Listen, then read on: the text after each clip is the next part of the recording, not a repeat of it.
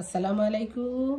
আমি মোমেনার দিন কাল থেকে মোমেনা বলছি। আপনারা সবাই কেমন আছেন? আলহামদুলিল্লাহ, আমরা সবাই ভালো আছি। আপনারা পৃথিবীর যে প্রান্ত থেকে আমার ভিডিওগুলো দেখতেছেন তাদেরকে জানাই অসংখ্য অসংখ্য ধন্যবাদ। আল্লাহ আপনাদের মাঝে আমাকে হাজির করছে, তার জন্য শুকরিয়া। প্লিজ আমার ভিডিওটা যারা যারা দেখতে বসে গেছেন বা দেখবেন, প্লিজ একটা লাইক দিয়ে বসেন। যারা অলরেডি কাজটা করছেন তাদেরকে জানাই অসংখ্য ধন্যবাদ, যারা করেন নাই তাদেরও জানাই অনেক অনেক ধন্যবাদ। আশা করি আপনারা করে ফেলবেন। যদি আমার ভিডিওগুলো ভালো লাগে সেটাও জানেন, না লাগলেও সেটাও জানায়েন।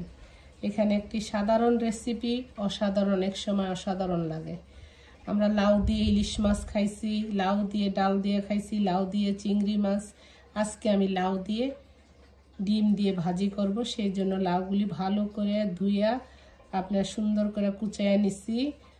হাতে আমি বটিদা দিয়ে কুচাইছি, আপনার কাছে মেশিন থাকলে মেশিন দিয়ে, যার যেটা।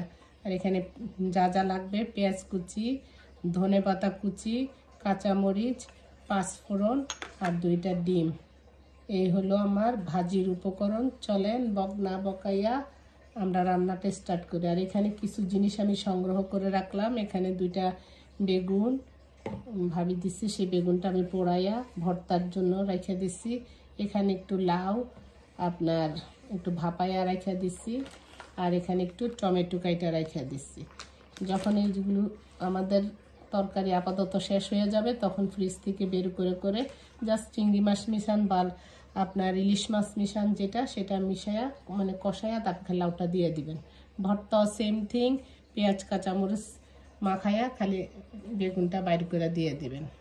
এভাবে আপনাদের যারা যারা সবজি বাগান করছেন বা করেন নাই, যারা কেউ দিয়ে থাকে, এভাবে সংরক্ষণ করে রাখতে পারেন। প্রয়োজনে কি জানি সময়ের 1 ফুটা, অসময়ের কি জানি 10 ফুটা কোনো। তো মাঝে মধ্যে যখন বাজারে যাইতে পারেন না বা বাজারে চড়া দাম, তখন এইভাবে আপনাদের উপকারে আসবে। যাই হোক, চলেন আমরা মূল রান্নাতে চলে যাই। চুলার মধ্যে আমি একটা ফ্রাই প্যান বসিয়ে দিচ্ছি। ভালো করে তেলটা গরম হয়ে গেলে আমি এখানে পাঁচফোড়নগুলো দিয়ে দেবো। বিসমিল্লাহ। দিয়ে দেবো পেঁয়াজ কুচি,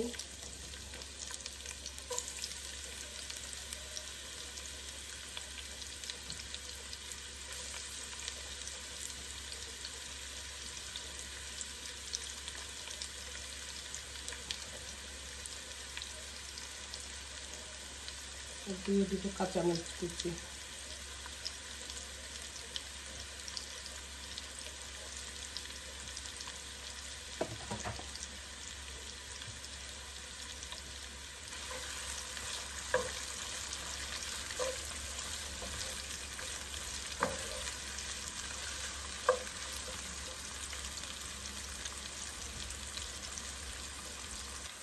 পেঁয়াজগুলি যখন ভাজা ভাজা হয়ে যাবে, এরপর যে আমি একটু হালকা হলুদ দিব,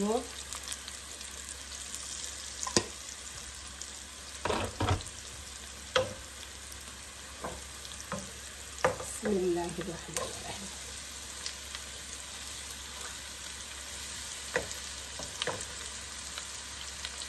গতকালকে যে লাউ দিতে পারছি, জানেন আমার এত মানে মন খারাপ ছিল যে আমার পাশে আরবি ওদেরকে লাউ দিতে পারবো কিনা, ওরা আসছে কিনা।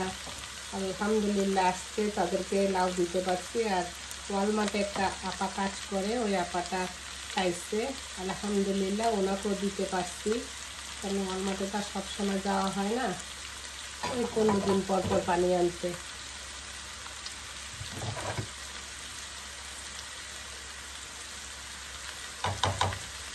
একটু লবণ দিয়ে দিব। মাঝে মধ্যে লাউ ভাজি করে খাইন। কে কে পছন্দ করেন লাউ ভাজি ডিম দিয়ে আমার মতো?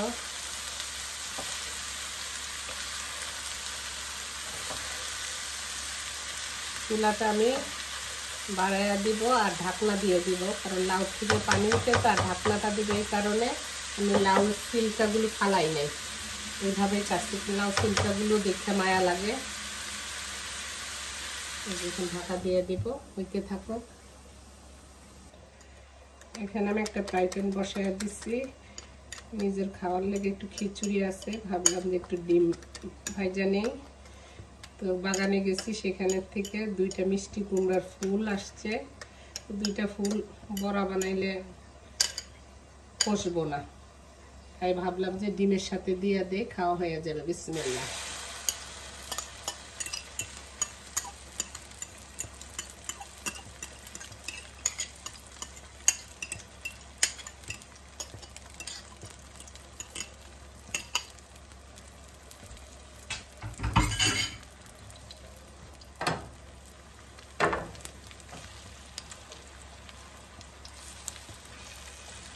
আপনি এভাবে খান কিনা মিষ্টি কুমড়ার ফুল দিয়ে ডিমের সাথে ভাজি? এমনি তো ওই যে বেসন দিয়ে সেটাও ভাজি, ডিম দিয়ে। 2টা রয়েছে, 2টার জন্য আবার বেসন গুলামও, এই জন্য ভাবলাম যে ডিমের সাথে দিয়ে দিয়ে খাওয়া হয়ে যাবে। সাবধানে উল্টাইতে হইব, ভাঙিয়ে গেল। সাবধান আর অসাবধান খামো তো আমি, পারলাম না পুরোটা।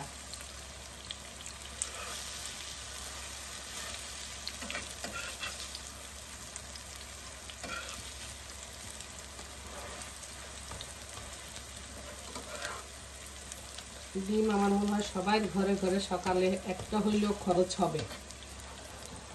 কিছু না থাকলেও ডিম দিয়ে ভাজি দিয়ে ভাজ্যে একটা ভাত খাওয়া যায় 1 প্লেট।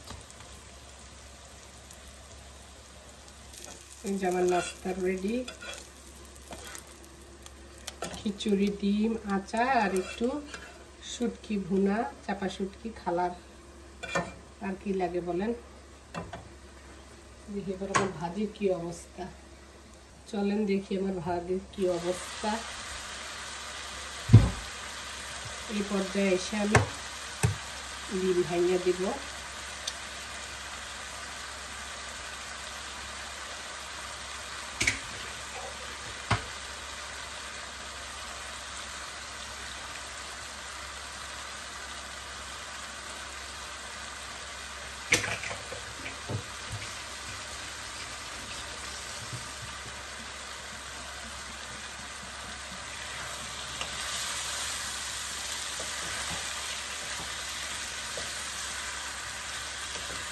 মাঝে মধ্যে দেখছেন মাছ মাংস ভালো লাগে না, তখন ভাজি ভর্তা এগুলি দিয়েই কিন্তু অনেক খাওয়া যায়। যারা ভেজিটেরিয়ান আপা আছেন, দিদি আছেন, তাদের জন্য এই রেসিপিটা একদম উপযুক্ত।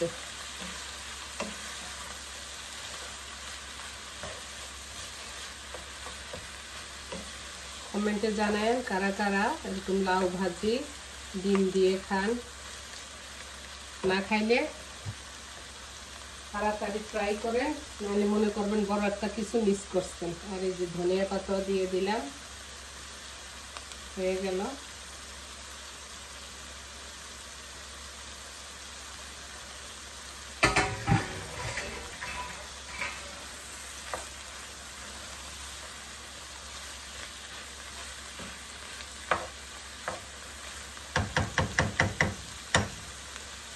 উঠানোর আগে লবণটা চেটে দেখবেন ঠিক আছে কিনা। আলহামদুলিল্লাহ লবণ টবণ ঠিক আছে, হয়ে গেছে। এই যে আমার হয়ে গেছে গরম গরম ধোয়া ওটা লাউ ভাজি। প্লিজ একবার হলেও এই রেসিপিটা এইভাবে ট্রাই করে দেখেন, খাইয়া তারপর কমেন্টে জানেন। একটা কাঁচামরিচ নেবেন, ক্যাচ করে কামড় দিবেন আর ভাজি নেবেন, বাস আর কিচ্ছু লাগে না। যাই আমি এখন আমার খিচুড়িটা খাই। ঘরের কাজ সাইরে আমার একটা কাজের জন্য আমি এখানে আসছি। জামাই কইতাছে চলো এক্ষুনি, তো চলে আসলাম। আপনাদেরকেও দেখাই, জায়গাটা এত সুন্দর প্রকৃতির সাথে। আসলে প্রকৃতি এত সুন্দর, আল্লাহর নেয়ামত, সৃষ্টির কোনো শেষ নাই। দেখেন জায়গাটা অনেক সুন্দর, অনেক সুন্দর, নিরিবিলি। এখানে বসে থাকতেই মন চায়। যারা বুড়া বুড়ি কি সুন্দর আসে এখানে বসে থাকে। কত শত পুরানো বিল্ডিং। আজকের থেকে ঠান্ডা পড়ে গেছে, অনেক বাতাস, অনেক বাতাস। স্কুল ছুটির জন্য এখন এই দেশে হ্যালোইন সবার ঘরের সামনে সামনে সাজায় রাখে বুট কুম্বা টুম্বা দিয়া।